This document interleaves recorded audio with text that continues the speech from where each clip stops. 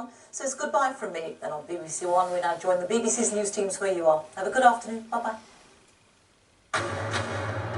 Hello, a very good afternoon to you. Welcome to South Today. I'm Jo Kent. The top stories this lunchtime. A town transformed, £500 million spent as Bracknell unveils its modern new look. Hurricane relief, a team from the south prepares to help in the Caribbean in the aftermath of Irma. And breaking down the barriers, the inclusive rugby team celebrating its first birthday.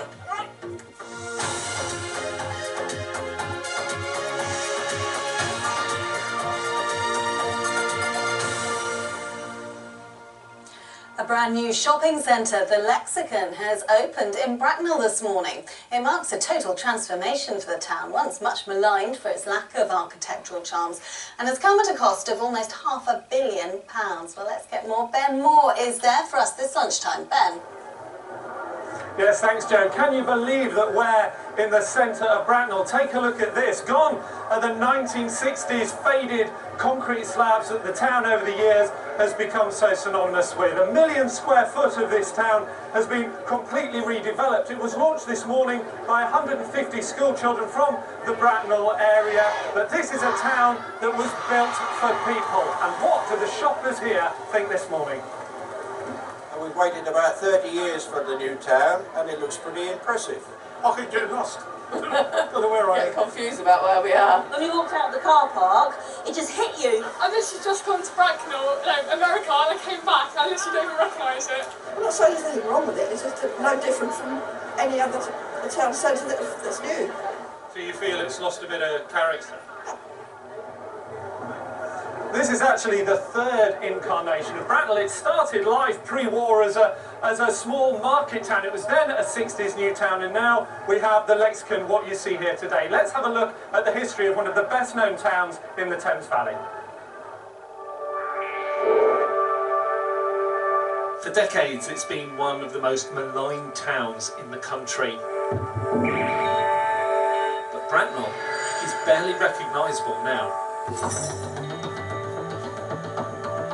After 5 years and £240 million, the concrete 1960s town centre is completely gone. Does it upset you when you see it ridiculed as a sort of featureless place? I don't let it worry me, I just think the people that say that are just ignorant.